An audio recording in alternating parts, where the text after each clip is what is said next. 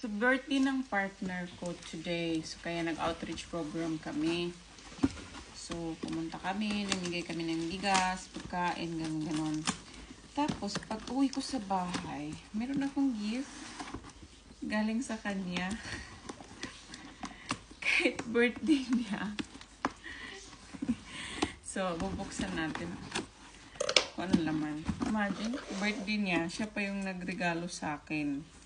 Oh, di ba? Oh, sapatos ka. Natin po. Yung kulay. Ang cute.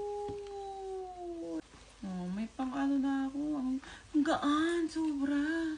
May ano na ako, pang tennis shoe. Birthday niya. Siya yung may regalo sa akin. Yung binigay ko sa kanya, isang ano lang, note. Ayun, love na niya ako nun.